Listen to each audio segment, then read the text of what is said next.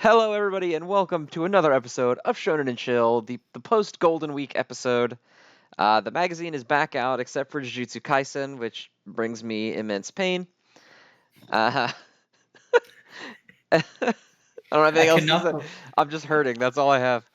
I cannot believe you mentioned that you're hurting from Jujutsu Kaisen before you introduced me. I haven't even introduced anybody. We're just phantom hosts. No one knows who we are. We haven't ever done this show before, No, so hello, we're the new guys. we're the new guys. We exclusively read Black Clover and One Piece. That's all we're talking about. So I hope Yeah. you guys are ready. I hope someone in the comments knows how stupendous Black Clover was this week. The One Piece chapter was amazing this week. Like when Luffy stretched his arms and his arms were made out of rubber, dude. Chills, absolute chills. My dick got hard. That's all I'm saying. Okay, well, I guess for the record, this is of course Shonen and Chill episode 29. I think 29. Okay, Maybe episode 28. 20. I think 29. Okay, hosted of course by Zenrotto and co-hosted by me. Just me. That's me. You can call me. If I was more talented and not lazy, I would change your name on the thing to say me instead of Oceans on the layout for this episode. But I'm not going to do that. Just you talking to yourself. Just Zenrado and me. me, myself, and I. But yeah, so Jujutsu Kaisen was on break this week, and a lot of the chapters this week you could kind of tell suffered from, of course, the yearly Golden Week overwork.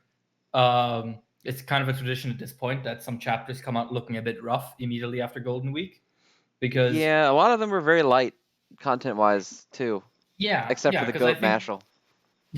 Yeah, because I think I'm not quite sure because I keep getting confused about it, but I think it's like the week before Golden Week they have to turn in 2 or even 3 chapters at once, and because of that, tendentially the first few chapters that come out immediately after Golden Week show signs of overwork and rushed scheduling, which Love that. happens. That's great. Yeah, I mean, I definitely loved it when it happened in for My Hero. It happened the chapter where the big student concert was gonna be, and half of it was Oh just yeah, scribbles. didn't he have to redo that like in the volumes, like redo Yes. the whole chapter? Yeah. Not the whole chapter, but most of the concert section got changed pretty drastically in the chapter, and for the better, obviously. Well, yeah. Yeah, and Hori, more so than some other authors I know, is very keen on just making things a lot better in the volume releases. I don't know if that's him being a perfectionist, if that's him having like calculatively making plans to make sure that he has both the time to make a weekly chapter and the forethought of, oh, I'm going to expand this in the volume, or if he's just like rereading his story and he's like, man, I kind of fumbled here, let's do this again. And then of course there's Yusuke Murata, who redraws 100 chapters and makes them worse, apparently. Like I heard that this week that like for the volumes, one of the fights in One Punch Man got redrawn, and people were like complaining about it because it was like majorly inferior to the magazine version for some reason. I don't know. It's hard for me to Man. keep up with One Punch Man anymore because it stopped being like a parody manga and now it's just a shonen with a funny character that shows up sometimes. Yeah. Saitama's not even in it anymore. Yeah, I think that's like a thing I remember hearing a lot from people, that One Punch Man kind of turned into the exact thing it started out parodying. Yeah, it used to be making fun of it, and now it's just the thing that it's making fun of. And like, Saitama will show up every now and again and crack the joke still, but like, he's barely in it. I can't remember the last time he's been in it. No. Well, anyway, we're not talking about that mid.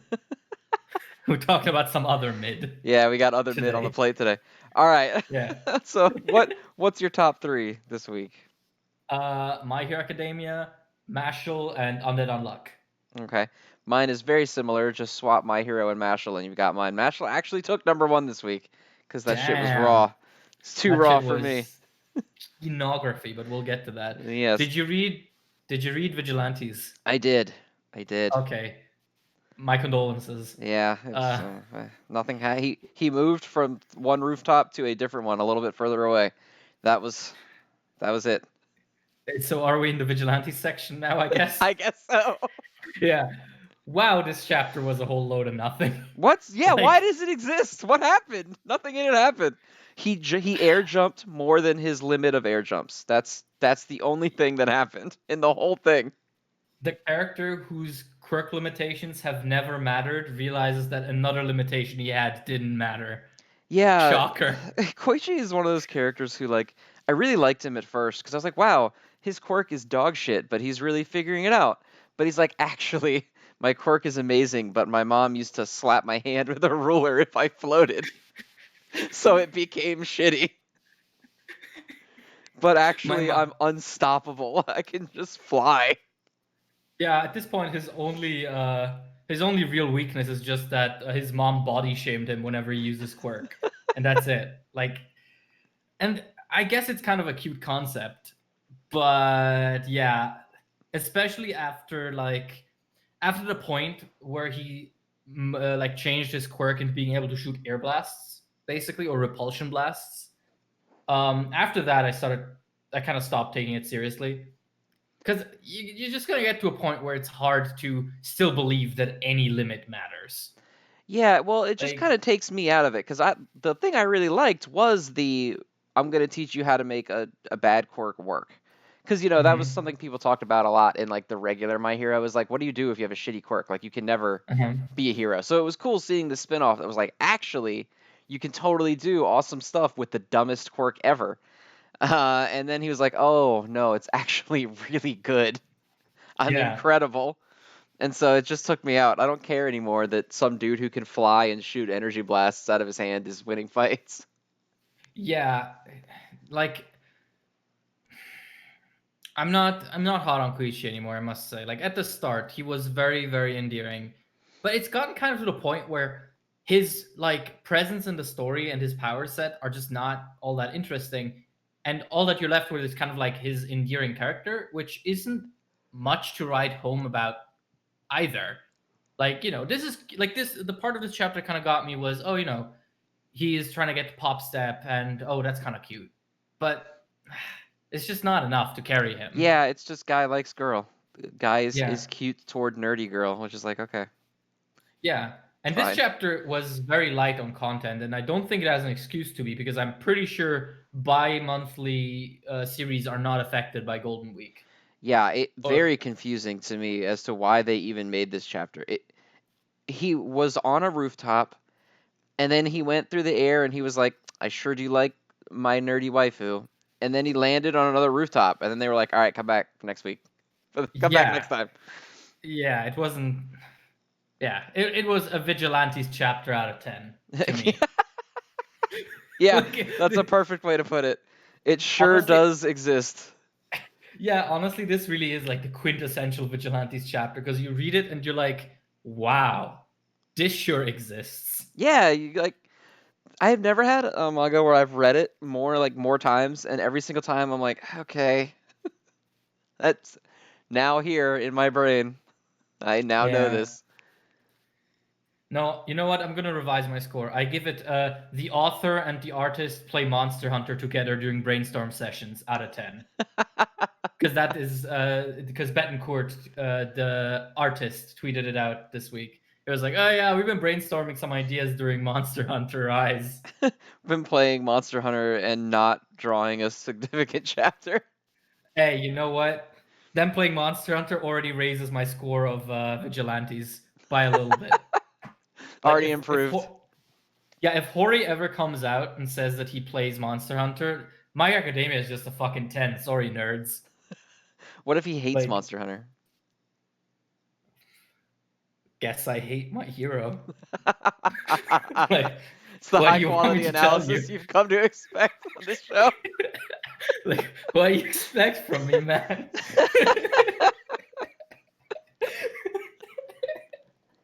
No, I think still one of the funniest fucking interactions between manga I've ever heard about is Oda being jealous of Horikoshi because he caught a Dragonite in Pokemon Go, and Oda just could not get it. You Like these got the little best-selling interactions. manga in the world, but you ain't got this Dragonite, bitch. Yeah. Also, speaking of course, the mangaka is that we now finally got to see some of the illustrations on the My Hero exhibit, and I want to just quickly apologize to people from like 2 weeks ago because I was like, oh yeah, Oda did this, Kubo did this, Gege Akutami did this, and I was completely wrong. I got them all muddled up. So yeah, my bad on that one. Akutami did Aizawa, right? Yeah, I Yeah, think that that's looked good. pretty cool. I like that, yeah. And then, Oda did what he's been doing for the last 20 years, the bare minimum.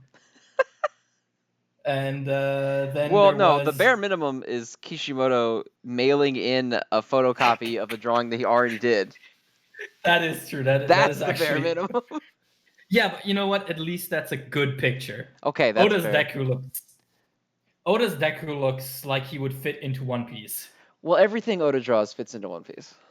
Well, that's the thing. He's a good artist. Like if you like, I know you can buy like art books where you can look at the art he does in his free time, and it's like very well, like very talented portraits and stuff Doesn't like look that. like fucking Looney Tunes. Yeah, like he can, like, I mean, there's no question Oda can absolutely draw. It's a choice, but man, he sure knows how to make bad choices. Yeah, I am not a fan of the God. Nothing will haunt me more than that Luffy Goku picture. It's the worst thing. That's almost so bad it's good again though. But the Deku one is just like he didn't even bother to make his eyes like actually like proper circles. Like one of his eyes has like a jagged line in it, and he didn't even bother erasing it. Yeah, I mean, I think you kind of get the idea that Oda very much is just kind of doing his own thing. He doesn't care too much about other mangaka. Like how when Haikyuu ended, everyone was like, "Oh yeah, Furudate-san, thank you so much for your hard work. It was a wonderful being serialized alongside you." And Oda didn't mention it whatsoever. And it's like, oh, It's a power move. yeah. I make And too then, much money to worry about this. yeah, what are you, a sports manga? Ew, come back to me when your characters look like shit. But Look at the realistic anatomy on this character. What dog shit series is this?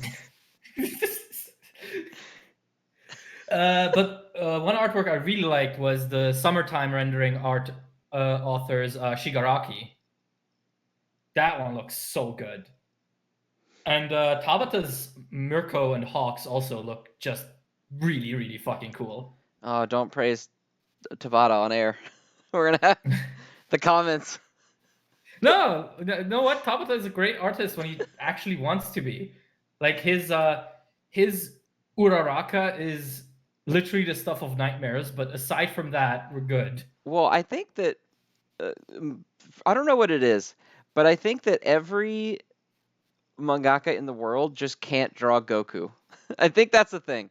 I don't know what it is, but I think that anytime any mangaka other than Toriyama tries to draw Goku, it just looks like their main character with his hair, and it just looks awful.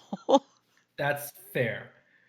But I will also say, and I will take a shot at your man Kubo, because when he did his first cross illustration for MHA, he had Deku next to another character, and people were hotly debating whether or not that was Ichigo or Bakugo. See, to me, it was never confusing that it was Ichigo. I was always like, yes, that's Ichigo.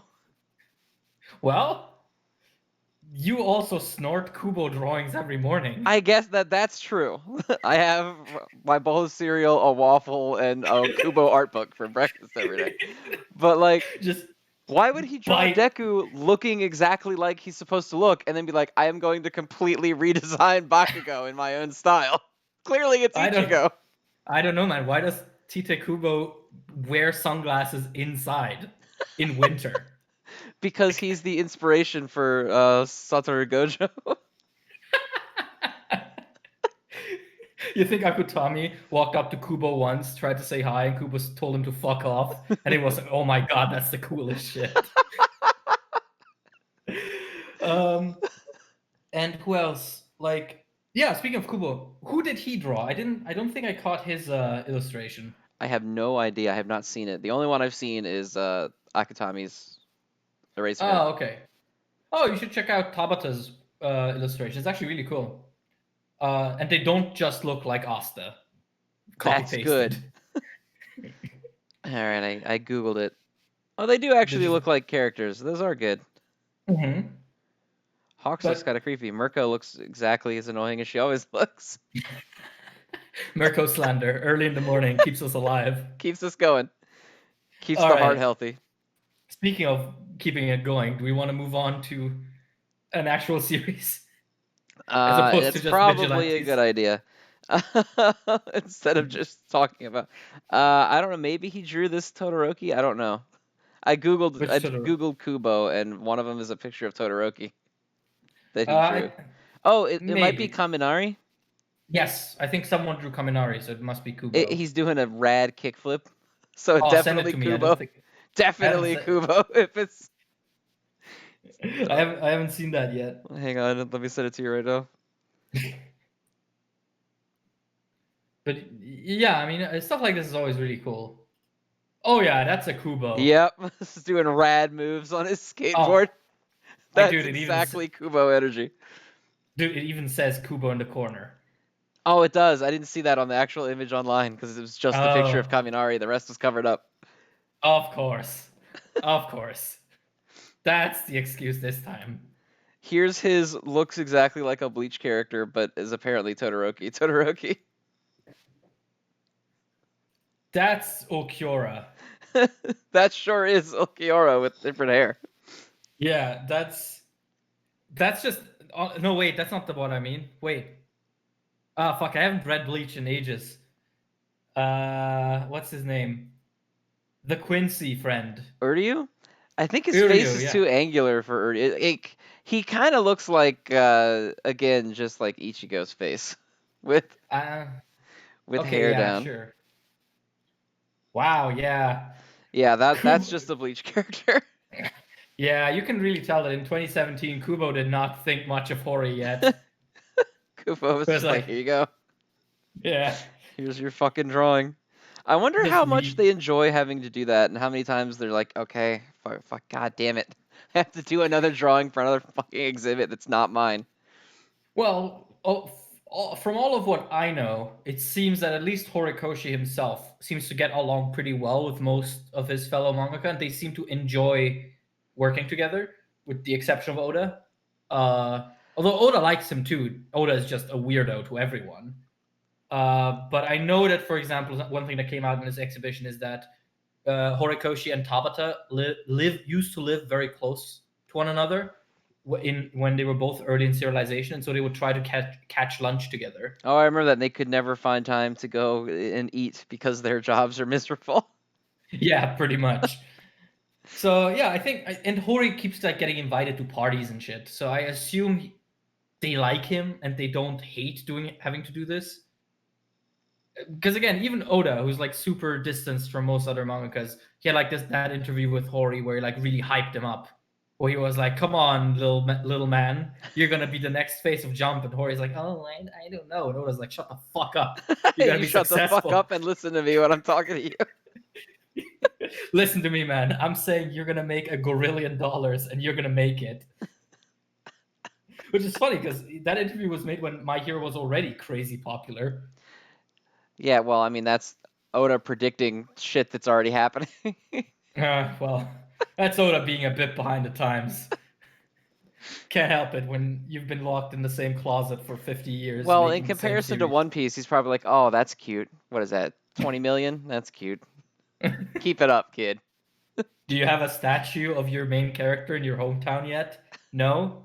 Damn, sucks. One day, buddy. All right, you get back to class or whatever you're coming out of for this. Yeah, because it must be...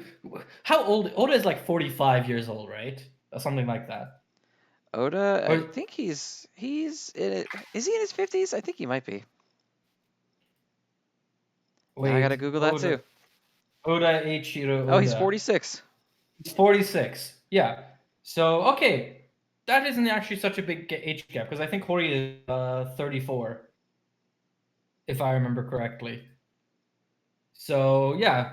I assume it's not as dry, because I was thinking, like, oh, he's looking at Hori like this little baby. He's like, oh, who's my little pee-pee piss boy? Like, I don't know who the youngest Jump mangaka is right now. I think they're all like mid-20s, early 30s, if I'm not forgetting someone obvious right now. I don't know. Oh, I found a thing on Reddit that is the age of all the Shonen Jump mangaka. Okay.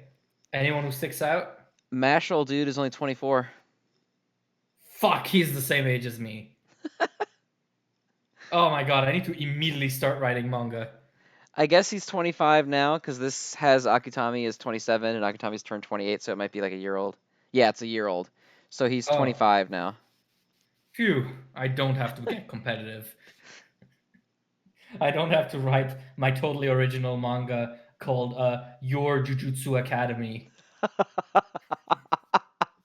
Written entirely from the point of view of someone who does not attend it. Yes. Just a fucking like bakery guy. He's like, there they go killing curses again. Damn. What a week they're probably having. Anyway, I gotta get my break is over. Also, anyway, I said we should get moving on like 10 minutes ago. Oh my god, we're 20 minutes in and we haven't talked about anything. Okay, what's first on the chopping block, boss man? Witch Watch. There was a lot of text here. There was, and it was like kind of cute, but also I don't give a shit about any of these characters. What? God. Yeah, Witch Watch started off so cool, and now it's like, I'm gonna read this for the week. Yeah, like it was a complete sidetrack detour, but I mean, I kind of liked it. Like, I thought the teacher's like secretive manga obsession was really funny, and how she like deduced that one of her students is her favorite artist was actually really fucking cool. And she's like, you are Hanemi at out of your reach. I'm like, yeah, that's a Twitter handle, all right. I almost expected it to be something like Gojo's armpits. Oh my god. Gojo's clavicle. Hey, viewers, do you want Zen to change his ad to Gojo's armpits on Twitter? Respond below. Let the people talk. You guys get a Shonen and Chill episode to 10,000 views, and I will change my at to Gojo's armpits on Twitter. He said it. He said it, boys.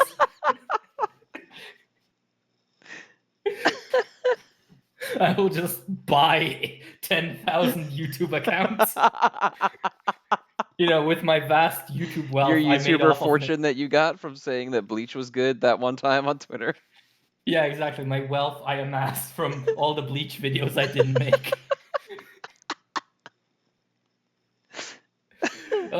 Did you know that apparently killed my reputation, according to some people? I'm sure, yeah, of course. Yeah. Companies are looking at me and like, this swindler. Yeah, they're definitely, Shonen Jump was going to reach out to you the next day. And then they were like, what? He changed his opinion on our product and likes it a lot more now after 2 years? I can't talk to this guy. He's untrustworthy. But yeah. The only real heroes are the ones who just angrily screech at everybody else about their series for 5 years straight. Anyway, Witch Watch was odd this week. I almost thought the text was going to be overwhelming, but then I realized most of the text was pointless anyway. Yeah, I skimmed really hard. I'm not gonna lie. I saw like 6 paragraphs, and I was like, I'll get the first 2 sentences out of each of these. Yeah, like I thought by the time where it was like, oh, it's like describing this fictional manga, I was like, okay, I'm not even supposed to read this. The point is that that she likes it a lot. Yeah, it's just meant to be like her overthinking it. Yeah. Yeah, like I don't have time to read all that shit. I can literally feel myself aging. Like I I don't need to waste any more time than I already am, man. Every one of those panels that's just text, a new wrinkle appears. The thing is, the new wrinkle appears whether or not I read or not, but I might as well spend that one wrinkle second doing something that's fun, like reading Mashle Oh or my god, something. Mashle was so good. Okay, so I guess which watch gets a Mashle was good out of Which 10. watch gets I can't wait to talk about Mashle later out of 10. Yeah. For something a bit more substantive, I really hope which watch, like, next chapter hopefully will focus again on the main group, which, I mean, this was probably out of all the chapters the one that felt the most like a Golden Week emergency. Yeah, this felt like almost like if it were an anime, this would be like an OVA or like a we've caught up to the manga, what the fuck do we do kind of episode. Yeah. This was just felt so pointless. The mangaka wakes up in a cold sweat and like, oh fuck, I caught up to the manga. Caught To up my to my own own manga. series. I'm out of ideas. I'm making this on a week by week basis. Well, it worked for Toriyama. That's true. He's the king of that shit. Toriyama, the master of cutting corners. My favorite thing about Toriyama is anytime he talks about anything, he just talks about how much of a fucking hassle it is to make his own shit. He's like, yeah, Super Saiyan is like the greatest thing ever. How did you come up with that idea? And he's like, yeah, well, I didn't want to have to keep inking Goku's hair because that shit takes forever. So I was like, what if he becomes blonde? And then that's the thing that now he is. Or they were like, well, who's your least favorite villain? And he's like, oh, Cell. And they're like, really? Why? He's like, because he has all those little fucking spots on him that I have to draw. No actual reason other than I have to fucking draw these little spots on him every single time he shows up anywhere. My favorite mangaka, Akira, I hate everything I make, Toriyama. Akira, I don't give fat shit about any of this stuff, Toriyama. But hey, he's involved with the new movie. Let's yeah, go. what does that mean, right? He's always, quote, involved. Is he gonna give them like an illustration that he did on a napkin, like a coffee-stained napkin at a cafe one time? And he's like, yeah, that's the new bad guy. And they're like, what? I can't even see this. And he's like, yeah, it's a Saiyan. And they're like, okay. His name is Gogurt, and just put him in, and that's what we're gonna do. He just hands the main director of the movie like a sealed note, and the director opens it, and it just says, "I involved your mom, lol." That's the extent of fucking Toriyama's involvement with these fucking movies. I like to think that Toriyama's involvement is he's just there, like they're making it, and he's just like in the room, not doing anything related to it. And anytime someone asks him, like, "Hey, what do you think about this, Toriyama Sensei?" He's like, "What? I don't even. Who the fuck is that?" And they're like, "It's Gohan," and he's like, "Whatever, dude. Just get away from me." I like to think whenever someone asks him about Gohan, he's like, "Get your OCs out of here," because he doesn't remember that Gohan exists. He didn't even remember Super Saiyan 3 was real. Oh my god! Still, the funniest anecdote is the fact that Toriyama was involved with Dragon Ball Evolution. Yeah. And how he later admitted that he would just spend days in the writing room nodding and seething inside.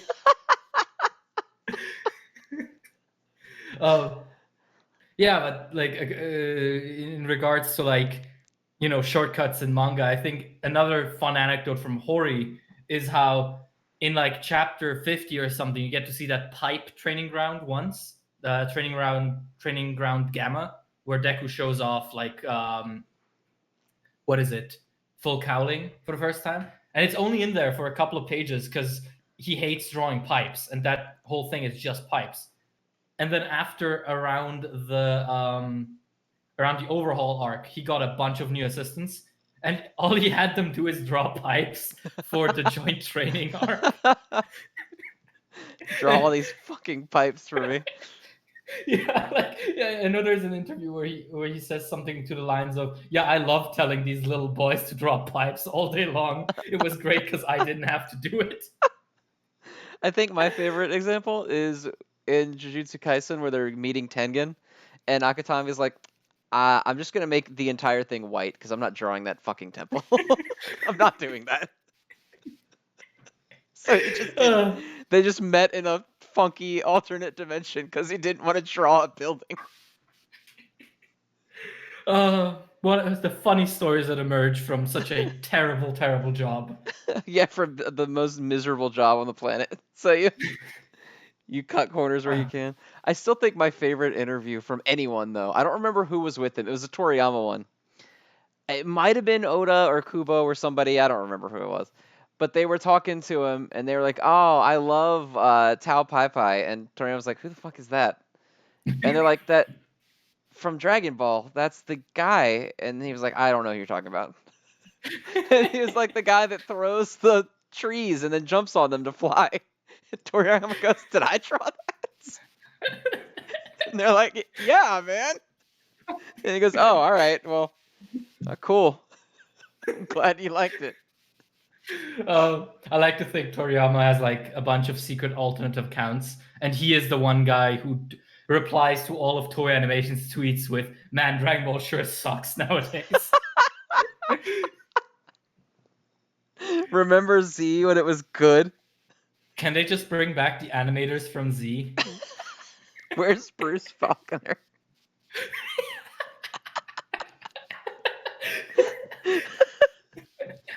Oh, now we're digging deep. So like anyway, you realize there are people watching this podcast right now, probably, who've never watched DBZ with the Falconer soundtrack. yeah, because Or they took never it out in watched. Kai, right? Well, of course, Kai was, the accurate, respectful version of Dragon Ball, and it was so as well in the West. Like Funimation did a very good job with the dub there. The But of not course, fanfiction version. yes, the decidedly not fanfiction version, where Frieza does not randomly invent a language just to call Goku a motherfucker. The dubbing shit from like the early 90s was so wild. It's hard to even conceptualize nowadays. Yeah, it was a different era for sure. Yeah. Anyway, Yeah, we're do we want to do our 32 show? minutes in, and we've only talked about Vigilantes and Witch Watch.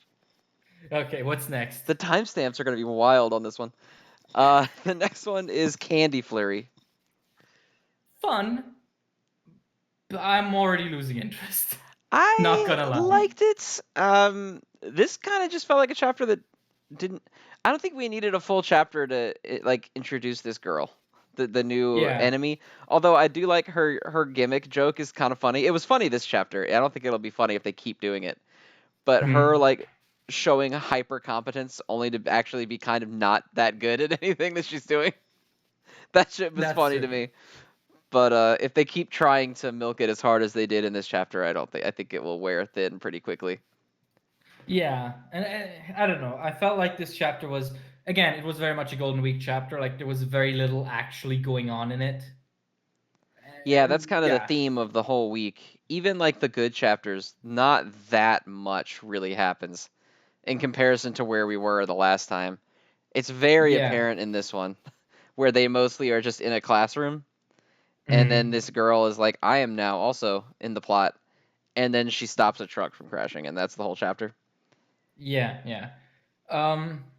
But yeah, I mean, I'm basically blanking on this one because I really just I thought it was kind of whatever. I can't say I retained anything that I liked or really even disliked. It was just a chapter that happened, and it's unfortunate that I'm already at this stage in chapter 3, right? Like you would hope that the first 3 chapters will be like the big selling point, and the first and the second one were already pretty good, but this one really kind of did not hold that momentum for me, unfortunately. Yeah, this was a much more relaxed chapter than that. But I mean, we needed one eventually, because the first 2 chapters were like, it's fight time, like right out the gate, and so you didn't really have any That time is to true. get to know anybody. So they had to do a little bit of talking. I think That starting right next to Golden Week was kind of not a great thing for this series.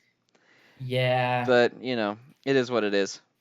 I'm Yeah. hopeful it will bounce. I mean, it's chapter 3, but hopefully there's a little bit more going on next week. This felt like a lot of pages just to introduce a new character. Yeah, yeah. Yeah, that's honestly all I have to say on it already. Like, I hope it gets better next week out of 10. All right, deal.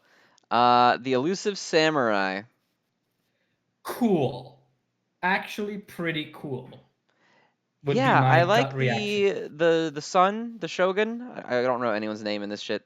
The guy who was fighting the bad guy and like Huh? the bad guy's creepy charisma like took all of his men. He seems Mm-hmm. too old to join the main group because he's like a fully grown man, Mm-hmm. or at least like a late teenager in comparison to the Mm-hmm. 6-year-old main character. So I Uh-huh. don't feel like he's gonna join the main group, but I hope he shows back up in the story more. I hope he wasn't Mm-hmm. like a one-off to show how creepy the bad guy is. Yeah, but that effect already I think was pretty good because the bad guy we really didn't have much on him so far except that he's a huge asshole. But now, like this chapter actually kind of sold me on him. Like he has a sort of creepy, unnerving edge to him, and like the double spread where he has like his tentacles coming out and reaching up to people as like a symbolism for his dirty charisma. I thought was pretty cool. So yeah, I'm actually like, kind of hyped to see where this bad guy goes. Uh, and I'm glad like if we needed to have like a Golden Week chapter where it's just like separate from the main plot. Uh oh. Notice. Oh, he's back. Oh, Okay. oh, did you lose me? For a second. Okay. Well, I was just saying that if we needed to have a detour chapter like this, having it on the bad guy is a good idea because I thought he was kind of nothing so far. Yeah, the bad guy definitely needed some fleshing out, and they did a good job with him because he never like loses almost like a carefree face the whole time because they play Mhm. him in a way sort of like a silly protagonist character would get played. He's always making like silly oops faces. He's got like sweat drips and stuff on his head, like jokingly while he's fighting, and then it cuts to that Mhm. shot of him given that like kind of sinister face in comparison with the whole tentacle imagery in the background. He's cool. I like him. Mhm. Yeah, I think yeah. he Like was well done. I hope And we didn't have to listen to the priest do anything fucking stupid this week. that is true. I mean, we didn't have to deal with the main cast all that much, aside from the thief pissing on people. Yeah, yeah, he's on in the rafters pissing on people. Yeah. Also, I wanna put my foot down and say I have no clue. I've not read the original Japanese text, but I almost definitely want to say that wasn't Oh, oh, we lost him again. I'm assuming he's trying to say that he. doctor. All right. Oh wait, he's back. Uh, yeah, I'm back. You I said was the just original Japanese text, and then you went out. yeah, I said I haven't read the original Japanese text, but that piss looked very. Damn, we lost him again. Clearly, the censors don't want him saying whatever it is he's about to say. Am I back? You're back. You're back. Okay. Oh, I don't know what this is. Like my internet should be fine. I guess it's just Discord, or maybe it's Discord my mic. fucking sucks. Maybe either one. I Yeah. don't know. Can you hear me when you go out? Because I just ramble every time you go out. Yeah, I can hear you. This time I could hear you. The last couple of weeks I couldn't. So I guess it is Discord. Yeah, it's probably just Discord sucking. Okay. Well, anyway, the guy pissed on people and it was kind of funny. Out of 10. Yep, that's pretty much it. Okay. Pit rafter piss. Pretty funny. All right. All right, we're in the big boys now because we had a small selection this week. Undead Mhm. Unluck. We'll do that one first. Ah, good. Yeah, I'm hoping he's fine. He's probably fine, right? People get really fucked up in this series and they end up okay. Well, he does not have any healing powers. That's the problem. Yeah, but a lot of people don't have healing powers that end up okay. Wheeze or whatever the fuck her name is got her arm ripped off and she's like, I don't even care. Don't Yeah, but even. the arm is still gone though. Yeah, but she like didn't even. She wasn't even considering like, oh, I could bleed out from this injury. She was just like, I don't fucking give a shit. Like, well, whatever, I don't care. What are you what are He's you fine, dude. He's fine. He's fine. what are you talking about? Bleeding out doesn't exist in anime land. That's true. Get real. That's true. He's Like he's probably fine, right? They're not gonna we kill the go, best character after just making him the best character, are they? are we seriously gonna have another hashtag going? Absolutely. Hashtag he's fine. Hashtag he's fine. him and Nobara are just getting like coffee. Of course. They're not dead. They've just gone to the coffee house They off went to get screen. milk and they haven't come back. No, no. They've gone to help out on the farm. Upstate, where they have beautiful, beautiful white plains where they can play in the grass all day. I don't know if he's gonna die here, because then again, he did kind of get here's this entire character's backstory in like 2 Yeah, chapters treatment. yeah, that's what kind of is giving me pause. But honestly, if he dies after this is such a strong like character tenure. Like, oh my god, Oh yeah, like he went from like a nothing to the best character in this fucking series so far. yeah, and like the fucking double spread where him and Andy have stopped the dragon staff or whatever. Oh, that's so cool, so raw, Oh, this whole and thing is just that like Undead Unluck has jumped up ever since this douchey martial artist showed up Undead Unluck jumped up the moment they stopped being in the weird parallel past time in the dimension. dream world. Yeah, Yeah, like after that, it really kind of got itself together, which I'm very happy for.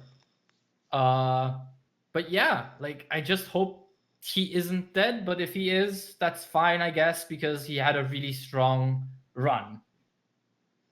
Like because the other thing is, of course, if he stays alive, I kind of wonder what else we'll get from him because this very much seems like his big conflict. true. Yeah, Because because I guess when Fang is gone, what does he really have left other than just being like a buddy to the main characters? yeah, I don't want him to get like Rock Lead, where Oh he's just god. the best character for a while, and then he doesn't do anything And then he ever again. stops existing after that? Yeah, Yeah, that would be bad. but Oh yeah, man, but I'm tired of characters I like getting killed. Where's the good old days of the 2000s where you could get hacked in half and still be fine? oh man, that reminds me. I spent this week reading. This is not manga, but I spent this week reading Invincible, the comic. Hmm. Man, people in that comic get fucking torn to shreds, and then next issue they're like, "Oh yeah, we recovered him and we bathed him in magic juice and he's fine." He's totally fine now. Yeah, totally good. Everything's fine. Yeah, I always thought that was a manga thing, but I guess comics suffer from it just as much, or even worse, actually. Yeah, well, comics will kill a character and then they'll be like, yeah, 7 years later, they're alive again for no real discernible reason. Or they get they get the parallel dimension version of him to live in his stead. Like Yeah, that too. I am exactly the same, except I have a slightly thicker beard. Hello. Hello, But everyone. Same guy. Don't question it. but yeah, so this chapter was really fun. I also really liked just everything about the master is so cool. Like his whole thing where he's like, be another sacrifice on my road to ultimate strength. With any other character, that would be so cheesy and dumb. But with this guy, I'm like, yes. Yeah, this Let's dude's go. cool. He's just fucking cool. I don't know why. He's like a generic bad guy, but something about him is fucking cool. He doesn't really have anything. He almost for a little bit came off like a Power Rangers bad guy to me, just like a cackling I'm evil. But every time he's on the page, I'm like, fuck yeah. Yeah. Fight this He's dude. like, you go be evil, babe. Go be evil, bruh. All right. Yeah. Go be evil out of 10 for me, I think. Yeah, great chapter. Hashtag he's fine out of 10. Of course, then. Of course. Everything's fine. Everything's fine. Everything's perfect. Fine. All right. So technically, the next one is a tie. So we'll be going by numerical order in the booklet, which means the next one is Mashle. Rawness and swag The shit have fucking arrived. pops every week, but it really popped this week. Kinography has officially entered the building. Like, Mashle's so fucking dope all the time. like I like how much like this really reminded me of like an old 2000s shonen battle where it's like I have this one ability that has this condition that you have to like defeat. Heh, you will never do it. And then he runs around a little bit and the main character's like, bitch. And it's just so good. I love the panels where he catches him on the robe with his pinky finger, Mm-hmm. and it's just like his whole hand is covered in veins. Yeah. But also And just I'm like that pleasantly final surprised the punch. fight did not get interrupted. Yeah, yeah, like the bad guys had the decency to wait. That was Yeah, they were nice. like, hang on, it's almost done. Okay, it's over. You can go bust through the sky now. Yeah, which like I'm so hyped to see now who this Innocent Zero is, because Matt Mashle when it actually starts taking itself a little bit seriously is so fucking cool. Because Yeah, it never like Mashle can just be silly and dumb and you can have a good time, or it can take itself seriously and it's like the rawest shit in the book. Every time. yeah, like because also like this chapter made me realize, holy shit, I've kind of laughed my way through it, but Mashle has actually a really cool like plot and like developed fictional world.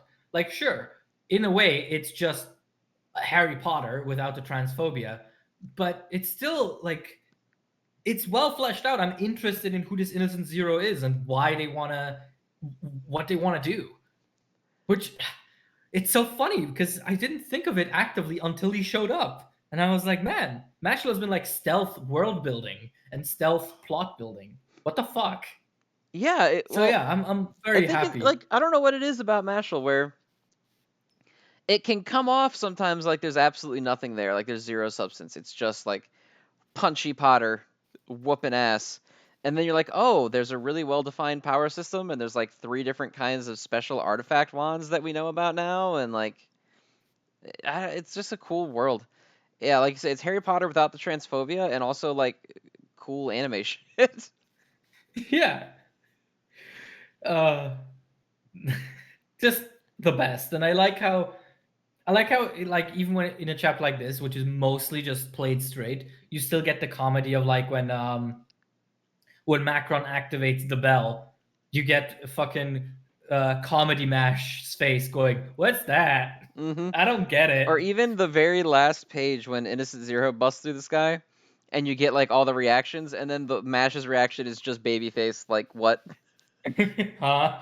Yeah. It shows like the Dumbledore knockoff and the guy with the Itachi sword, and then it just shows Oh Mash, yeah. like, huh? It's so good. I'm just so happy to see that Mashle is like continuing down this road. Yeah, because Cause I like think it would have been easy for Mashal to go the Witch Watch route of like, we're just gonna, be at this silly magic school, and I'm gonna do silly magic things, but I'll do it without magic, and that's the joke, mhm, and that's all it's gonna be. And I'm so glad it decided that it's gonna be an actual like battle manga that just makes jokes in it. yeah, yeah.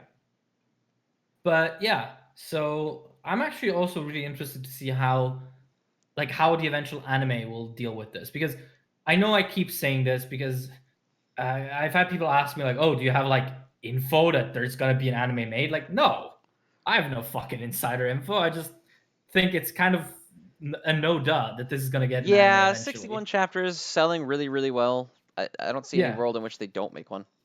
yeah, exactly. So I'm interested to see how the anime would handle comedy versus seriousness because obviously in a like TV film medium, comedy is very hard to do quickly in between things because it has to take up space. You have the voice acting, you have the animation, or whatever.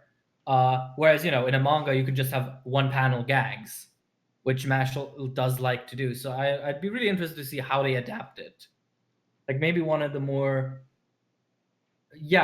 curious adaptations that would come out. I mean, I'm still more on the agenda is probably like I'm still interested to see what they do with Chainsaw Man. Uh, Yes, that people are now that Jujutsu Kaisen is over, everyone's like, Mappa, what the hell are you doing? Get all of your miserable employees back to work. Get Chainsaw Man uh, out. Imagine if the Dragon Ball movie is made by Mappa as well. Toei just somehow lost the rights to Dragon Ball. Well, no, they didn't lose the rights. They're like, oh man, we're so busy making One Piece look good. Like, how? What are we gonna do? And Mappa is like, do I smell an unfinished project? Do I smell a project someone would like to give me? Yeah. Trade offer. You receive a movie. I receive work to put on my overworked employees. I receive work to make my employees more miserable. But yeah, so Mashle I don't even know what studio I would want for Mashle, because especially nowadays it's so hard to just be like, oh yeah, I know this studio would do a great job, because now it's like the industry is so saturated with freelancers and even web gen animators, and you just get such a different adaptation depending on the studio. Like, I know people are like, oh, Mappa or whatever, but if you look at something like Attack on Titan season 4 and Jujutsu Kaisen, they don't even look like they were made with the same. They don't even look like they were made the same way. Like, Jujutsu Kaisen looks phenomenal. Meanwhile, Attack on Titan season 4 looks functional. And it's just hard to pinpoint what studio I think Mashle would work with. Yeah, well, Because Mashle has such unique needs, like you said, that because even if they make like all the fights look gorgeous, you could still kind of whiff with Mashle, you know? Mhm. I mean, I guess a lot of people probably don't care about preserving the comedic aspect as much as they care about Kino battles or whatever, but I feel like if you don't do the delivery right for the comedy in Mashle, it just will kind of fall flat. Yeah, exactly. So I don't know. I guess if the studio that did One Punch Man and before they were like, we're not gonna give a shit about it, look at season 2. If they did it like season 1 of One Punch Man, it could be really good. Ah, well, in that case. One Punch Man season 1 was like a perfect storm that is never gonna happen again, because Yeah. it was produced at Madhouse when Madhouse was still good, and then it had a lot of like Bones staff working on it that came in through the director and the producer having like good connections, and like that is just never gonna happen again because Bones is so different. Madhouse is collapsing because the guy who made Madhouse left it to found Studio Mappa, but he's also left it now as well because Mappa has also gone to the pot. The industry is kind of fucked, is what I'm trying to say. Everything's really good right now, is the point that you're trying to make. Yeah, we're getting more anime than ever made, which sure is not a burden on anyone ever. What are you talking about? The employees are well rested and happy. Oh God, what was it? Was it Kado? No, one of the big like anime shareholders announced that they plan to make 40 anime a year, just under their wing. It's like, oh God, Jesus, that's a lot. you gonna employ half of Japan and the entirety of Taiwan for Yeah, how that. the fuck are you gonna do 40 in a year? Jesus Christ. How do you have Well, that many fucking how is there that much shit to adapt that's actually gonna be good? okay. I'm pretty sure they were talking about originals as well. Like, it's Well, not just yeah, but still, adaptations. like, you got that many ideas that aren't gonna be absolute trash? You got But 40 good ideas a year? I don't believe that shit. yeah, well, you know, there is absolutely too much anime being made. That's just undebatable at this point. And then you have studios like Mappa who are very much just like, oh, let's just roll with it. Haha, ooh woo. Yay, money. Get back to work. Ah man, I can't believe like we are so in touch with the anime industry that Crunchyroll gave anime personality of the year to George Wada, who famously went on the record boasting about how he overworks his employees and makes them sleep at their desks. Oh god. Like, love that. Oh yeah, Love I remember that. people were pretty pissed off about that when they did that, but Well, Crunchyroll yeah, is because also like the most tone deaf shit I've ever seen in my entire life. they are, but They're an interesting company. Crunchyroll's so fucking embarrassing. Every Like time they tweet, I'm like, Jesus fuck. This is there's just they're so hard to like form an opinion on for me because on one hand, like they are a large distributor and they're the way to support a lot of these series, but also man, some of these people who make the decisions there just fucking suck. Like, oh yeah, we could either pay our translators a good wage or we could install a ball pit in our offices. we Clearly, we could pay them option more B is money, better. or we could spend thousands of dollars making the kitchen into a waffle bar from the hour of 8 to 8:30. It's like awesome. Yeah. And they don't really pay their translators all as much. They kind of pick up series the same way Mappa picks up adaptations. They're just like, mine. I need this. Anything I And can then put on the website, the shitty website yeah. that doesn't work. Yeah, and then they realize that it's something that they might not be suitable and they're like, oh fuck, what do we do now? Like now with Tokyo Revengers, where they got the rights for it, but they don't want to stream it properly and keep editing it because one big part of that show is that there's like a gang who uses the manji as their gang sign, Uh-oh. which is of course the manji is what the Nazi symbol was derived from. And instead of like just showing the show or like having a disclaimer there and being like, hey, this is the Asian original thing, it has no association with the Nazis, they're like, oh, we just do like early 2000s tier editing around it, like just erasing it when we can. It's like Just delete it. Just fucking delete it. Just just take it just off. censor it. Yeah, which is weird because then they felt the need to put a disclaimer in front of every Attack on Titan episode saying this may have content that's disturbing for people to watch. Like the CGI Titans weren't that bad. Like, come on. I don't know. Crunchyroll's weird in general with shit like that. I don't know. They're weird in They're general for just weird. everything. Everything they do is like fucking weird. They're weird, and it's so annoying as well because I think a lot of people form their opinion of like the official Western distribution based on Crunchyroll, and Crunchyroll is by far the most obnoxious and annoying vestige of that. Oh yeah, by a mile for sure. Yeah. I mean, there are shitty elements in all companies. I mean, there are shitty elements in the Japanese side as well. Like Shueisha is literally just Japanese Disney.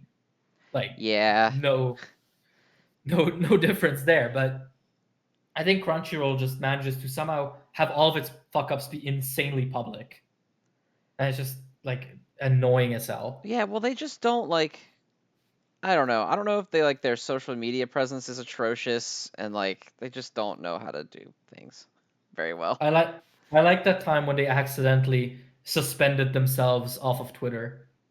That was great. What? Yeah, because you know how they have like this anime girl as their mascot now? Yeah. Yeah, so when they made her, they were like, "Oh, wouldn't it be cute if we set our birthday on Twitter to her birthday?" But she's 10 years old. And if you set your birthday on Twitter to anything under 13, it suspends you immediately because you're not allowed to be there. So they had to like fight with Twitter support to get it back. That's so fucking funny. What a dumbass fucking. Why would you do that? Because they thought it would be cute and they thought, hey, let's use our money to commission like 100 different pictures of this OC we made instead of paying our translators properly. Like, oh god. Oh man, I hate the fucking anime industry. It's so bad. Like, I know people really get on Funimation because of reasons, some valid, some not. But you know what? I like Funimation. I think they have some cool people working for them, and I think that with anything that isn't Dragon Ball, they do a pretty great job. Dragon Ball, they're weirdly behind even nowadays, but that's it. Well, they have the Dragon Ball thing is they have a very strong connection to the really shitty product they made like 20 years ago.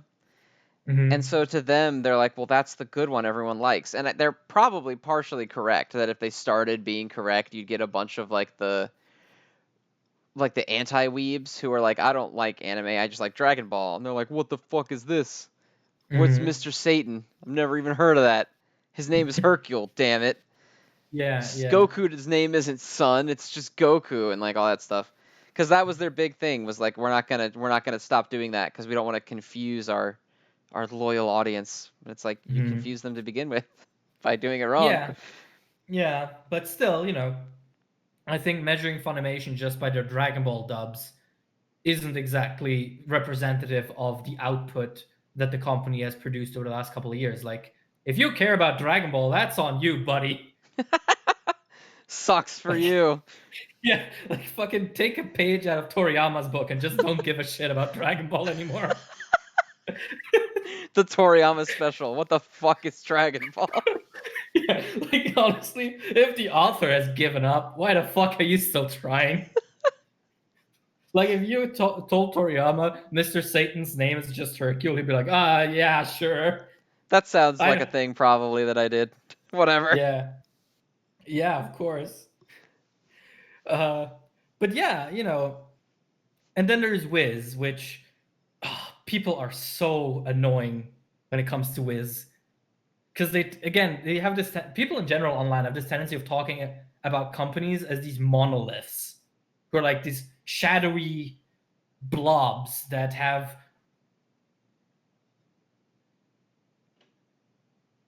like because just because one shitty person worked for a company doesn't mean that that entire company is like that.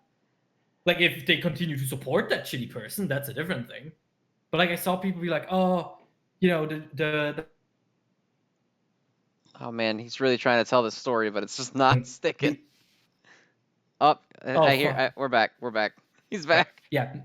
No, I was just talking about how, people treat companies as they're like these monolithic, one-minded things when really it's people, right? Yeah, well, And people so will look at companies and they'll be like, "Well, that's clearly Viz is just one person because I don't know how to fucking frame my worldview outside of thinking that this conglomeration of other people is just a single human." And yeah, so that's exactly. yeah, they're like it also makes people weirdly humanize companies, but that's a Yeah, well. anti-capitalist conversation for another day. Yeah, exactly. No, but it's also like, people are like, oh, Wiz has horrible like ideas regarding localization. They mess up logos, they mess up art. It's like, no, Wiz doesn't do that. The singular people working at it do. And there's such a wide gradient of quality there. Like I think if there's one thing you can say against Wiz is that they are just very, very inconsistent. And you just have to hope that whatever series you want localized gets the people who work in ways that are favorable to you. Because, for example, the translator who does Roboco loves to inject very, very modern language into it. You have stuff like chicken tendies and shit like that comes up in it. And I know people who would hate that, but from a translation standpoint, that is solid and works with the original text, or so I've been told by people who speak Japanese. And, you Fucking, get to I'm the. sorry, I can't get over the chicken tendies. That's okay. I read it earlier today and I couldn't believe it either, but apparently it's adequate. Fucking hate Roboco.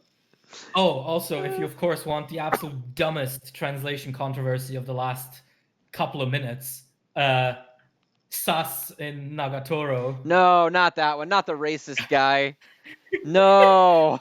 Well, it's not just him. Like that was of course the most extreme example, but like there were people who were like genuinely upset at it, who are like, oh, they're modernizing it. It's like like I remember there was the same thing when Crunchyroll subs used the term social distancing in an anime. They're like, oh, it's dating it. It's like, Well, the funniest shit to me is the people who are like, no one's even gonna remember Among Us, which first of all, the word sus predates Among Us. It's yeah, not it didn't originate it's not even in the game. It's just yeah, like said in relation to it. But also, nobody's gonna remember your fucking weird little anime in the same amount of time. yeah. Like No one in it's so 25 years is gonna be like, I can't wait to watch hit anime series, whatever the fuck this little aggressive Japanese schoolgirl series, you know, and then they're like, oh, what? She said sus? I don't even know what that is. What? I'm completely taken out of it by this. I have to Google that now. What the fuck is Among Yeah. Us? Like, what are you talking about? Nobody's gonna watch that shit in like 5 years max. Yeah, and the other thing is people are always so concerned of, oh, this dates the subs, it dates the dub. It's like, okay, you know what? It being animated the way it is, it tackling the themes and topics that it does, that dates it already, Yeah, you know that motherfucker. time exists, right? Like, Yeah. there's no. You can't just make something like a. I don't even know what the phrasing would be. Transcendent of time, I Yeah, guess. well, I don't even know how to say that because everything is dated. Like, look at Yeah. Naruto and Bleach. Like, that shit reeks 2000s. You can't get away from it, and there's no slang in that that's like bad. It's just the way like fiction is stylized, and it's stylized based on the era that it's made in. And for the language it is translated in, if it gets translated. Yeah, I It's just like, don't. What the fuck? yeah, it's like just because you didn't know that sus and social distancing existed before 2020, that doesn't mean everyone else is as dumb as you. Also, Like, like let's say that you're right, and nobody remembers Among Us in however many years, and now it's in your stupid racist waifu series forever. Who is gonna see it and then be like, I don't recognize that slang term, therefore this series is unwatchable? Wouldn't a yeah, character just say a word one time and the viewer would be like, I don't know what that means. Okay, let's continue. yeah, I can attest to that because I am not natively English speaking. So for a while, and still, there'll be a word in a sub or even a dub where I'm like, huh, that's weird. Like there's a phrase in the My Hero dub when All Might throws a guy through a wall, and you have a random guy saying, "Oh, I hope that wasn't a load-bearing wall." Motherfucker, I don't know what a load-bearing wall is. I found that out like a year after that, and I didn't fucking drop the series because of it. I continued watching because I wanted to see All Might punch the second dude through the wall. Yeah, it's just such a weird complaint because nobody fucking cares. I can't imagine a world where someone's like, I can't identify this one slang term, so unfortunately I can't continue. Yeah, like it's just a bunch of online dweebs imagining a thing to be mad about to thinly veil their weirdo distaste for the localization industry that brings them the series in a form they can actually It's like just that consume. meme of the neckbeard looking at like the painting and he's just got the flat face and he's like bored. But then he's looking at the same painting and it says from Japan and he's like shrieking with joy. That's all it is, Yeah, really. yeah, it's exactly that because it's like it's such a paradoxical thing. It's like, oh, Crunchyroll and Funimation, they disrespect our the stuff we like. It's like, okay, if you really believe that, then you would have learned Japanese by now, because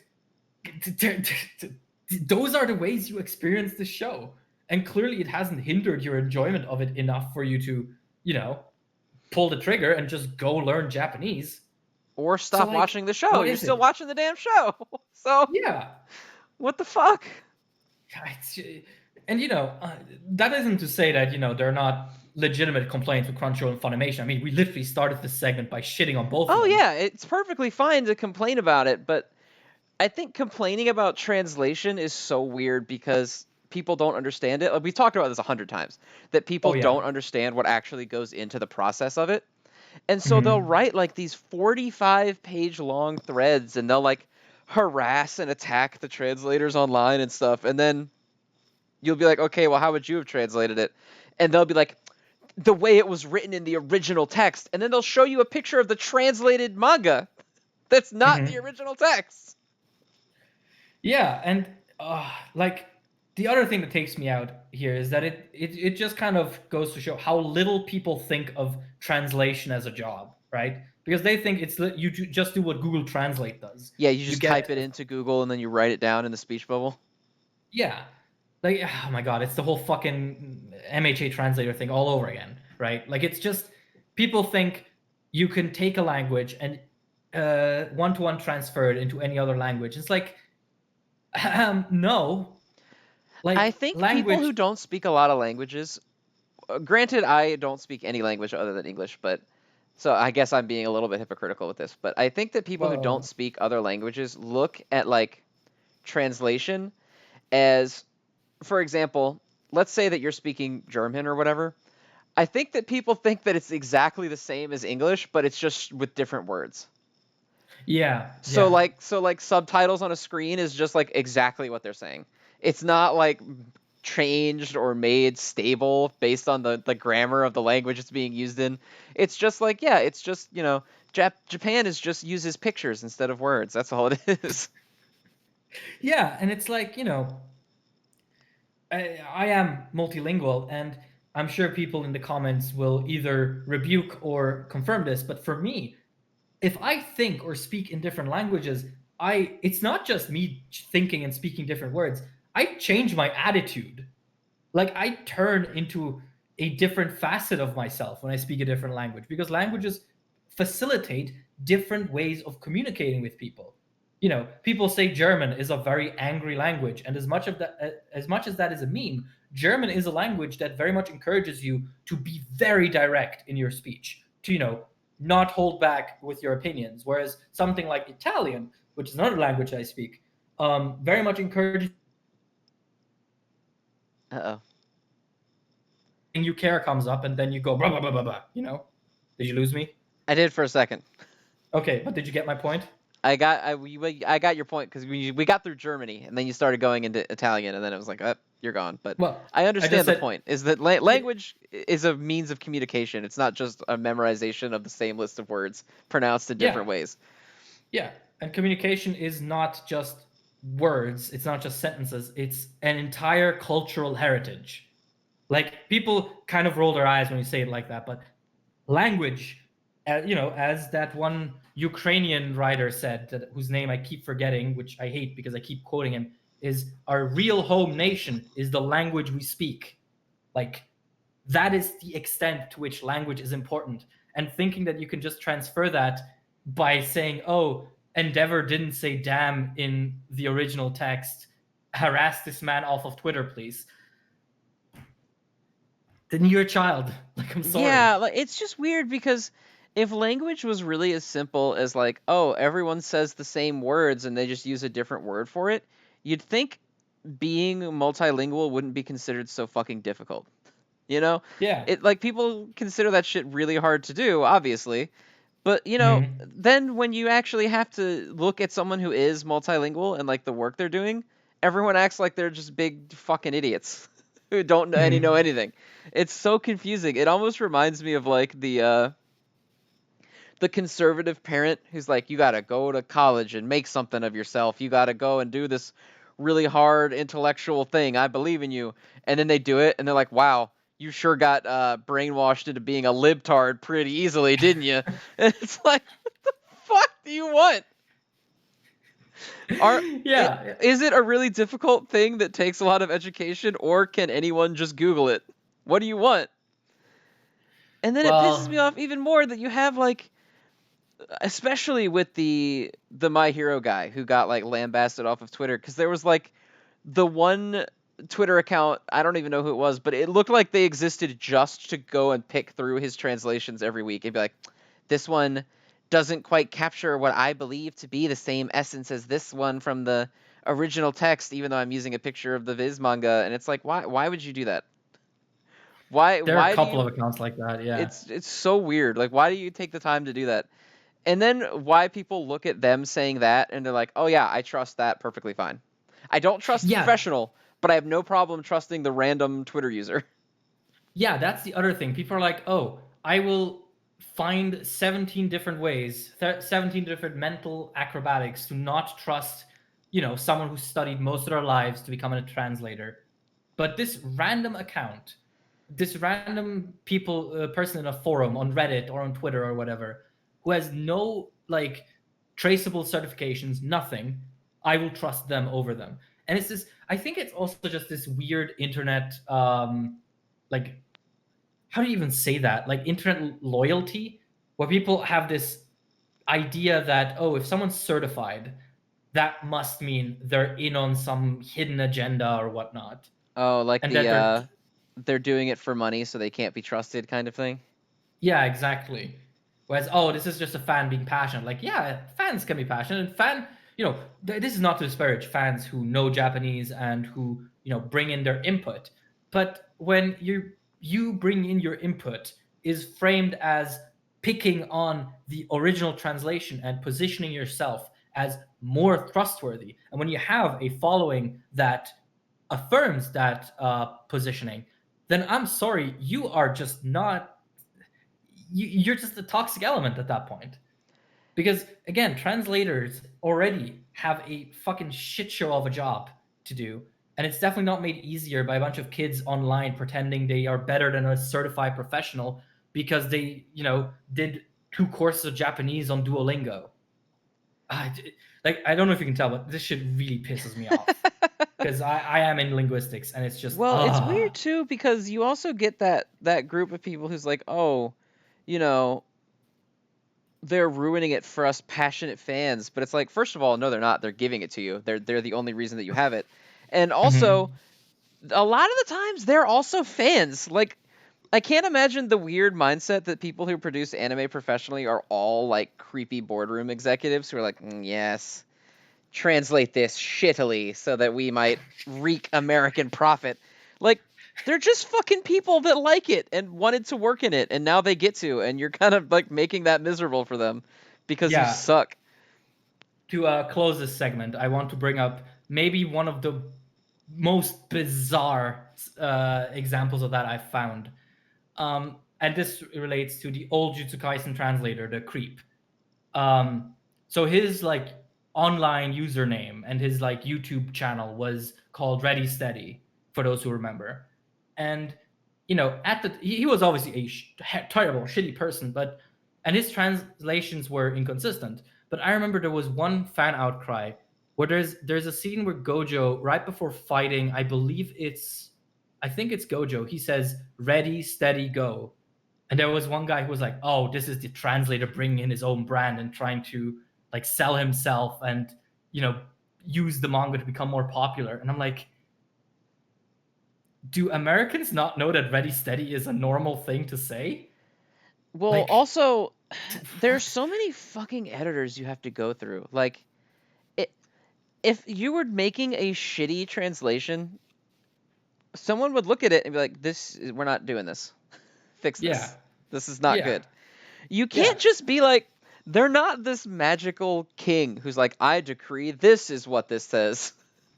The whole world shall now believe me. Like, it just doesn't work that way. Criticizing translation as like your entire online persona just almost always reeks of you having absolutely no idea what the fuck the industry is actually like, and you just want to get some glorious Nippon points.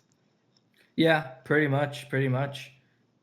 Anyway, do you want to round this podcast out Yes, because by we probably should. tangentially also mentioning My Hero Academia? Yeah, so that is the last series on the block, and it was also Yep. kind of a Golden Week nothing chapter, at least in my opinion. But why the hell is Overhaul just sitting on a rooftop in the rain?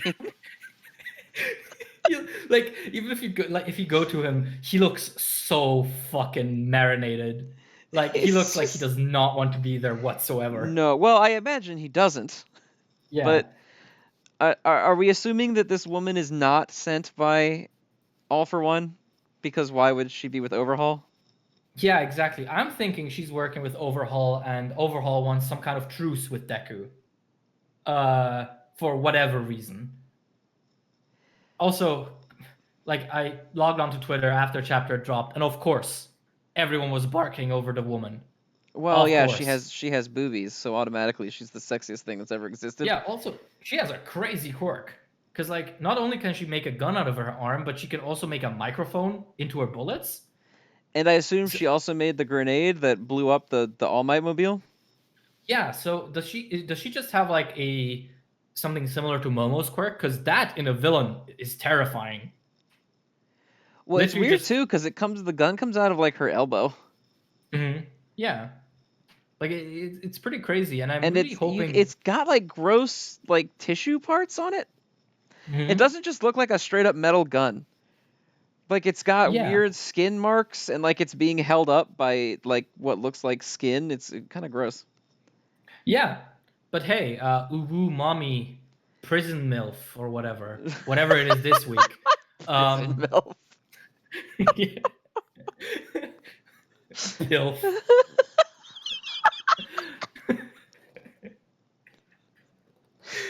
Um, Yeah, you can't but trust Twitter to not act like fools whenever a woman is on a page. yeah, we learned that with Mirko. Anyway, Yeah, yeah. yeah, no, I actually liked this chapter. I thought, like, sure, it was mostly talking, but it was interesting, like the way the conversation shifts over to all for one and how it's like, oh, why can't he use his own hatred to take over one for all? Why does he need Shigaraki's emotion? And it's like, well, I guess he's just like his fucking soul is gone. He has like no real emotions left, which is interesting because like all for one is one of those beings in the show on whom I really don't want much like emotional writing because that's kind of not the point of him, in my opinion. I think he works Yeah, best well, when he's a monster. yeah, you don't want to humanize the horrible monstrosity evil beast. Like, you don't want him to all of a sudden have a relatable backstory. Yeah, so it's interesting. It's interesting to think about whether or not maybe it really is that he has no emotions left, or maybe he cannot bring himself to truly hate his younger brother and One for All, which he associates with it. So it's interesting. It kind of recontextualizes him in a way that makes him creepier, in my opinion, which is cool. I like that. I like that that is achieved through mostly, Golden Week dialogue. Yeah, And I think that an interesting thing for this week of the whole book is seeing how the different writers kind of use it, because you have they all sort of spent the week talking about something not really related to the main crew per se. But you have like Horikoshi and My Hero did it in a way that's like, hey, we're gonna expand the plot and we're gonna take a week to just kind of sit down and talk about the plot. And then you have like Witch Watch, she's like, hey, we're gonna talk about the fucking teacher, and she's gonna yeah, write yeah. paragraphs about how much she likes Pixiv or whatever the website I'm parodying right now. Yeah. And it's just interesting how differently it's done by other. I mean, Witch Watch is not a fair comparison to My Hero Academia, obviously, but certainly some of them have done it better than others.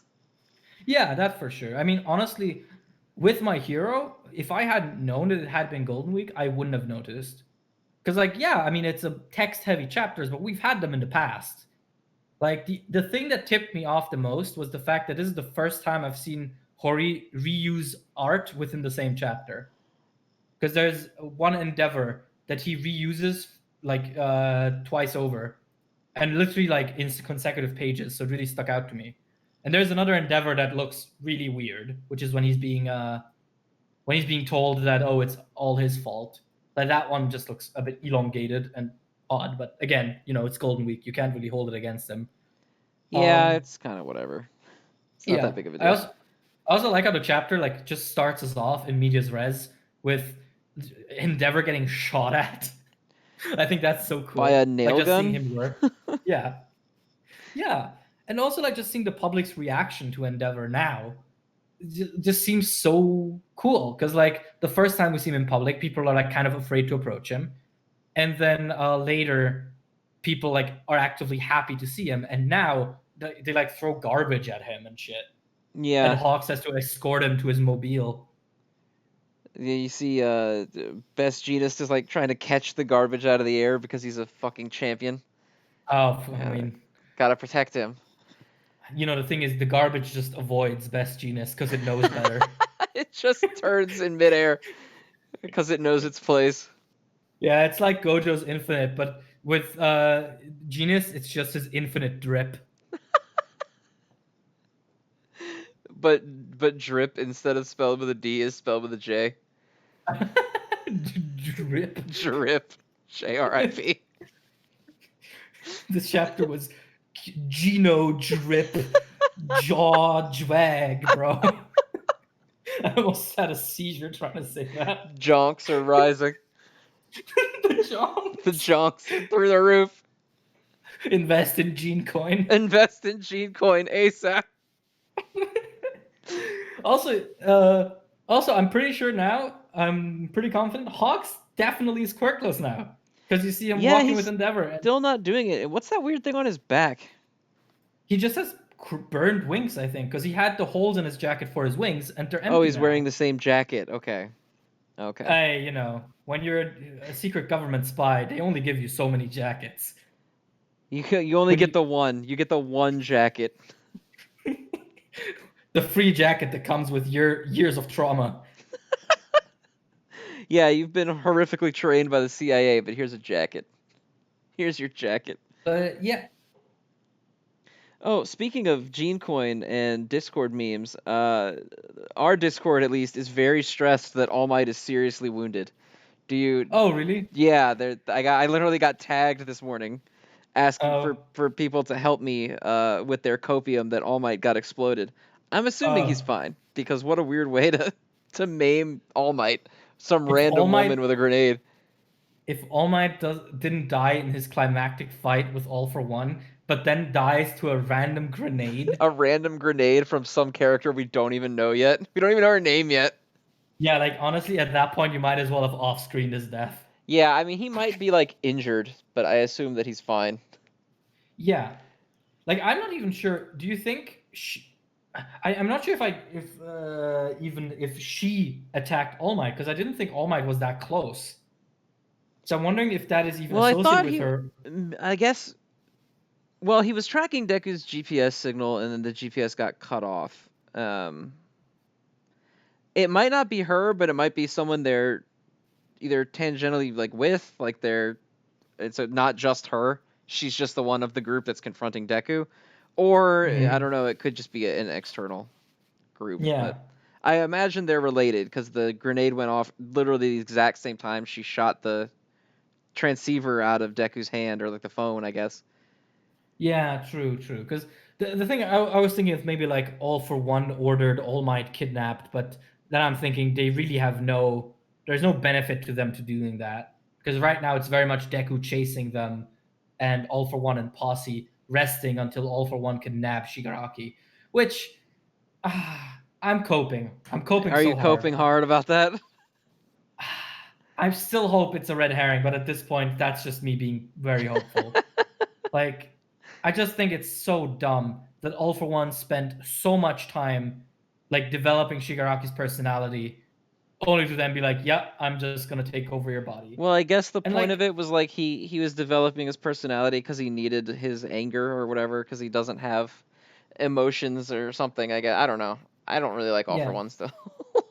yeah, I think it's just like I can see that, but I still thought the idea of All for One genuinely raising a successor was more interesting than this, because this is just All for One clinging to the bad guy status, like against all odds. Like if Yeah, the I mean his final bad guy status just feels kind of unearned. Yeah, like if the final villain of this all is All for One, I'm gonna be so pissed because he does not deserve it. He's not. He's cool, but in the same sense that All Might was cool as a background character to support like the previous era. And the same way, I don't want All Might to be the protagonist. I don't want All for One to be the main villain. But honestly, considering that we're at the pace that we're going, and considering the statements that Hori has made about the length of the manga recently, yeah, All for One is probably the final villain, and he will fight Deku using Shigaraki's body, and Deku will save Shigaraki from him. Which Boy, is, that sucks. yeah, That sounds awful. that is literally the worst case scenario. I don't know though. I feel like we say that about My Hero a lot, and we're like, "Wow, this sounds fucking terrible," and then it's at least like passable at best every time. Like it, I never feel like it's actually as horrible as I think it's gonna be. That is true. My hero does have that tendency to do things I think are going to be terrible, and then they're fine. But I will not stop calling things I think that will be terrible terrible just because Hori got lucky a few times. That's fair. Yeah, you can't. The luck's gonna run out at some point. Yeah, I'd argue it's already run out with the six quirk thing, because that was a thing where I was kind of hopeful. I was like, it sounds terrible now, but it's gonna be great soon. And then it kind of wasn't. It's still very much like, what are you doing? Yeah, I really don't like the fucking ghosts. I mean, I like them. I don't like the speed at which Deku got to know them. I would have liked his journey to the 6 additional quirks to take up the remainder of the story and not be sped through in one arc, basically. Because I'm presuming that he probably now has at least knowledge of the second and third quirks, maybe even unlock them, and we'll see it next week. Well, it's weird because it almost sounded like he had to like learn them in the past, right? Like, I don't know if you've ever seen like Flame of Rekka, but it's a very similar thing where like his ancestor's power is in his power, but he has to learn how to use them. Usually by like meeting the ancestor and either fighting them or like coming to an understanding with them. With Deku, it just seems like he's like, oh, I have this power. Okay, I'm doing it now. Mm-hmm. And like just being aware of what the power is, he's like, oh, cool, I can do that. I'm going to do that. And then he just starts doing it. It's really, none of them feel like, because you use the word unlocked, but it feels like he doesn't really have to do that. It just feels like they have to tell him, hey, you can do this. And he's like, oh, okay, I'll try that. And then it works. Yeah, it's just, I am not happy with how this has turned out, but I feel like I've said this so many times. At this point, I don't know why people even fucking listen to me anymore. I am just a broken record when it comes to the 6 quirks thing. Like, who is this loser? Absolute dweeb hating on the 6 quirks. The goat. The goat, 19 quirk Deku. Oh man.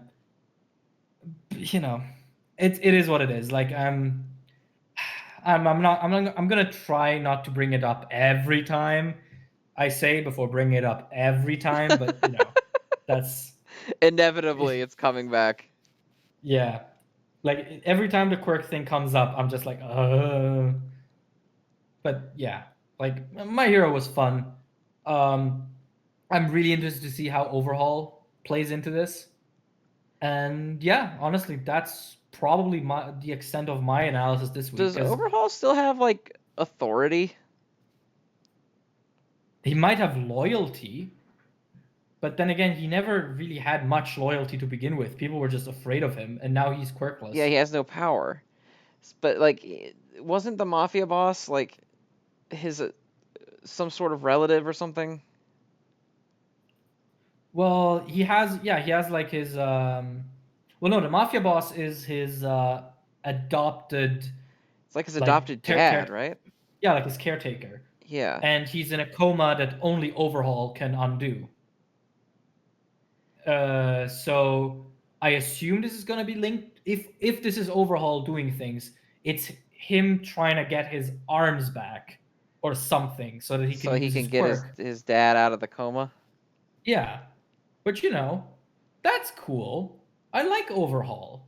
I think Hori didn't do a fantastic job with him in his own arc, but like when you just look at his like motivations and story laid bare, it's actually pretty cool. And if we get more of that, that'll be neat. And I mean, Overhaul does have the lease on life that Mr. Compress has one of his arms. No clue if that's usable, but I know that keeps being brought up as like a theory linchpin. That Compress has one of the arms of Overhaul's quirk. That's true. He did take the arm with him. I always assumed that was so it could be extracted. Yeah, I guess, but I mean, they didn't really use that yet, so true. I don't know. I guess we'll have to see.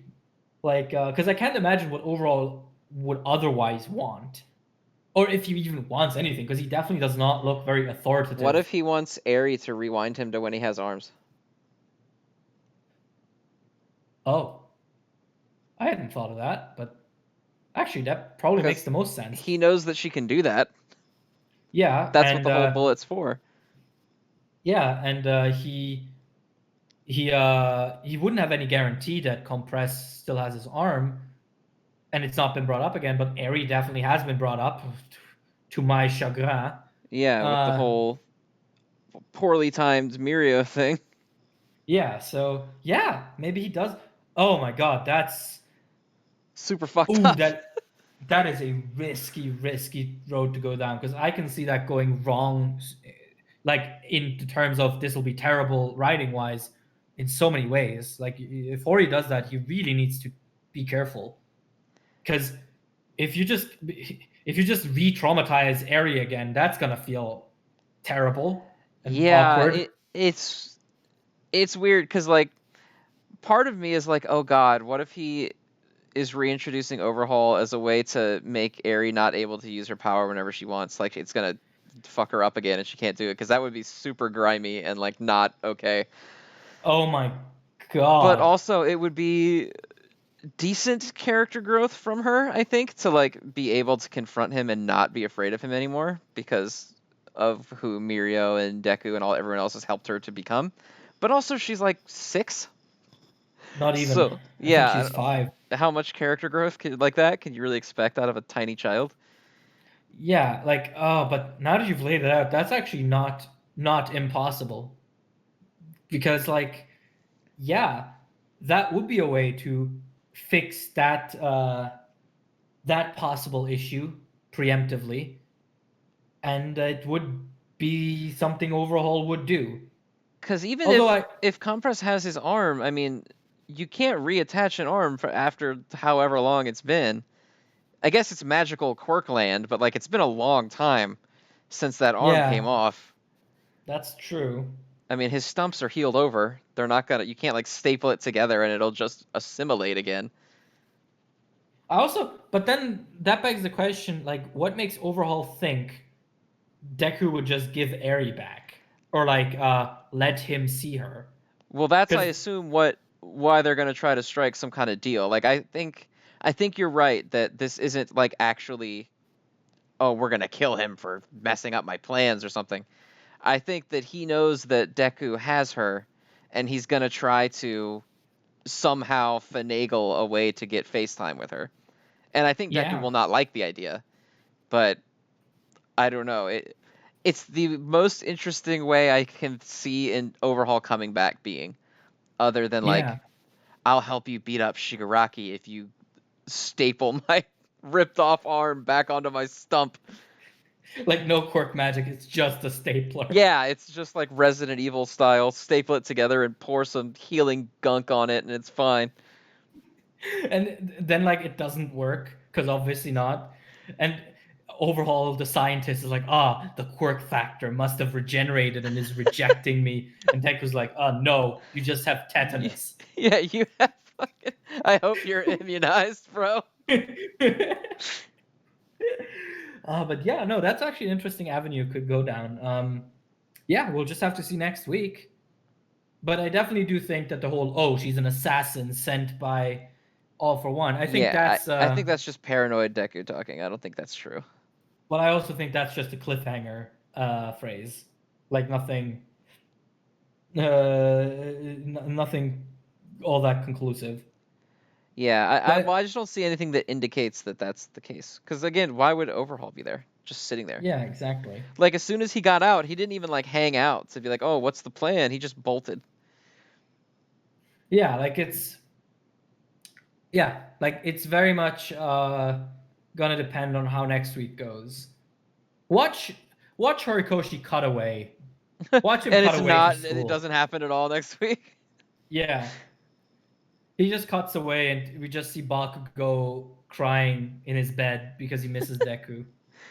Well, I was also gonna my just thing say with this girl, if she was actually an assassin or like there to apprehend him, why would she initiate a fight with him? She has a that's true. fucking sniper rifle, and she chose to shoot the cell phone out of his hand instead of like kneecapping him immediately. Yeah, because he says, "Oh, you have to come with us, or we take your limbs." Kind of, it signals to me that they need Deku, Capable, entirely. yeah, in like Yeah, a capable physical condition. Because why else? If all you wanted was to extract the quirk out of him, just immediately shoot out his legs and just be like, okay, grab him. yeah. Literally, just cut off his limbs and bring him to All for One as like this square with a head, And then you're and done. Mission accomplished, right? yeah, There's no real need for you to give him a fair chance to fight you first. So yeah. yeah, it seems like some form of alliance thing is going to be happening here. I guess you can't extract One for All out of a dead body. No, but I mean, it's not going to kill him if you shoot him in one of his knees. Yeah, you just keep him. You bring him to whatever fortress they have now. Keep him in a closet. Give him food occasionally. Spoon feed him because obviously his arms are gone. And then when Shigaraki's ready, you gently touch his forehead, and there you go. Yeah, there you go. Done. Mission accomplished. Though I'm still wondering why All for One wants One for All specifically. Is it just like perfectionism? Oh, it's the one quirk I could never steal, or is there something greater to it? Maybe, or it might just be like this is the only thing that can threaten me in the whole world. So I need to get it off the streets or something. I don't know. Or it might just be because didn't he give that quirk to his brother? Yeah. It might be like a I need it back because he betrayed me kind of thing. Or it could be like, because now they're saying, oh, like there doesn't seem to be any hate in him. Maybe he does like have a twisted sort of love for his younger brother, and he just wants him back. Like a fondness for his deceased brother, and that's all he's got left of him. I could see it. Yeah, that could be. But again, that humanizes this gross mound of like scrotal meat more than I'd like. Did you call him scrotal meat? Look at his fucking head. I did not know scrotal meat was a word. Look at his gross post All Might head and tell me that's not just the scrotum. That is a scrotum. I'm not arguing with you. I just did not know that scrotal meat was a word that you could use. My fucking multilingual ass did not know that English worked like that. Oh, the YouTube checks are going to take ages on this one. Oh. Yeah, I'm sorry. I do kind of swear a lot. No, I just mean scrotal meat. The YouTube algorithm working double time, just trying to figure out if the kids desperately of today Googling scrotal meat across. Alexa, what is? Alexa, show me a scrotum.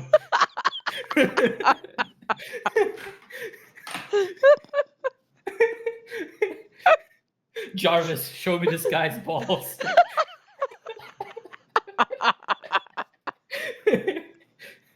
I need to see All for One scrotum ASAP. That will determine what rating this video gets. I want pictures of All for One's nutsack, and I want them now. Damn it, Parker. Oh. All right. Is this it? I think that's as good a place as any. Yeah. I am so mad I cannot just put a scrotum on the thumbnail. It's just exactly the same as the Tengen thumbnail, but instead of a thumb, it's a scrotum. Maybe I'll just do the same as the Tengen thumbnail, but just with 2 nuts on it. And people just have to figure it out. It's just Mr. Peanut. It's the thumbnail. Yes. Thank you.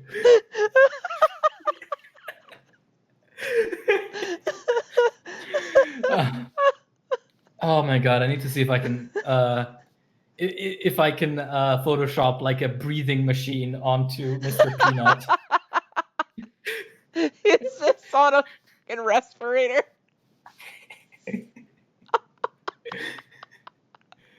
All right, everybody. That's Shonen and Chill. That's Shonen and Chill post Golden Week. We thank you guys for listening, and we will see you next time. Yeah, we will see you next time when Jujutsu Kaisen will be here to hopefully tame us down. Between All for One and Tengen, this is just a fucking nightmare.